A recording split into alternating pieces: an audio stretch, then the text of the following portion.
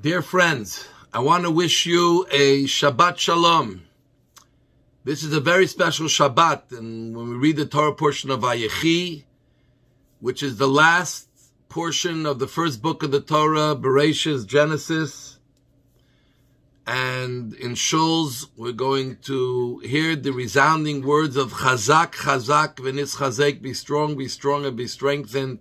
There's no more important time for the Jewish people in our generation to hear those words as Israel and the Jewish people are fighting for their existence, when the world has gone crazy and has totally adopted ideas that you couldn't even mouth because they were so anti-Semitic and racist and genocidal, and everything goes today.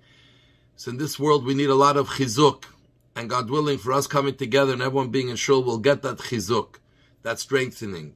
And over this weekend, Monday is the beginning of the year. And even though it's not the Jewish calendar, but every beginning is good. And may God help that a new beginning will be a new page turned, where there'll be a decisive and clear victory for Israel and the Jewish people.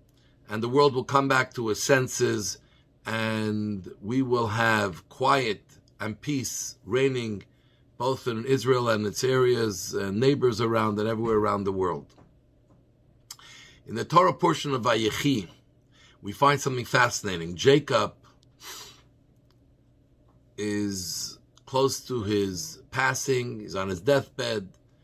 And we see how he speaks to Joseph, his last instructions to make sure that he's buried in Israel. He gives blessings to his children, his grandchildren from Joseph. Now, what's interesting is that Yaakov insisted that he should be buried in Israel. And though there's not a problem in Jewish law or in the Jewish way to be buried outside of Israel, he insisted he wanted to be buried in Israel. And he made Joseph take an oath because he knew that Pharaoh and the Egyptians won't want him to be buried in Israel, because he brought so much blessing to the country that they would want to keep him there in the most eternal matter, to continue to bring blessing even after death, because they were spiritual in the wrong sense, but they were believers in that sense.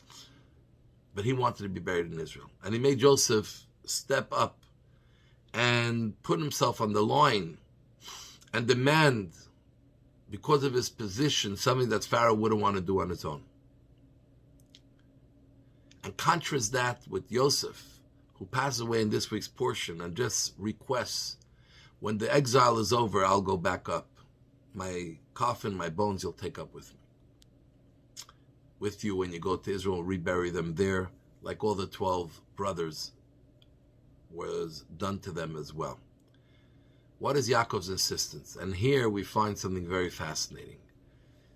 Yaakov and Yosef represent the gateway between the Jewish people being free, in control of their destiny, on top of the world, and the hardships of exile. And how do we deal with an existence when we are a minority in another country, when they can do whatever they want, and just like we see today, they can say anything they want, and they'll call day night and night day, and no one can argue. That's what the UN does all the time. They say lies, and they say untruth, and they say things that don't make sense, but because it's against the Jews, everyone buys into it. So how do you last? And not only last, but still stay Jewish and relevant, and keep our faith, and keep our people going? And there are two aspects that have to be there at all times. As a Jew, we have to have 1 foot in Israel and 1 foot here. So Yaakov said, when I die, the exile will start taking root. Bury me in Israel. They got to be a part of the Jewish people that were in Egypt, has to have their foot in Israel. Because wherever you are, Israel is in you. Israel is a part of you. Your heart is really in Israel. Because that's the natural homeland for the Jewish people. That's the place where we thrive. That's the place where God is most revealed in this world.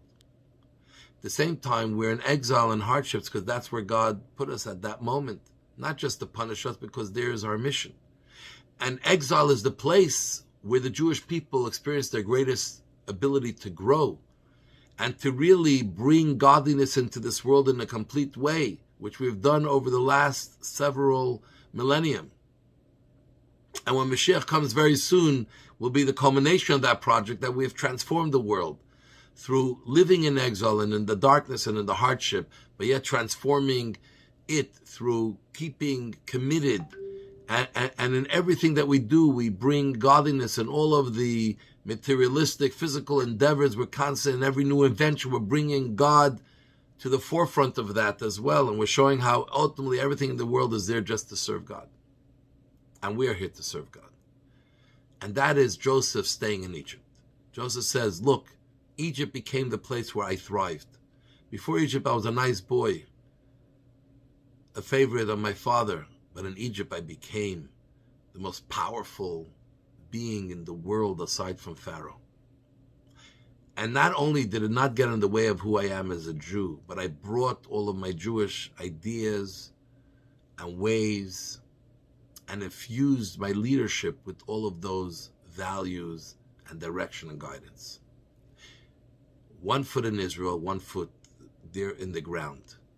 We in the diaspora are going to win our battle by using all of the rights and the abilities that we have to make our point in the media, legally, in the business world, through our power, our influence, not to bully, but to be able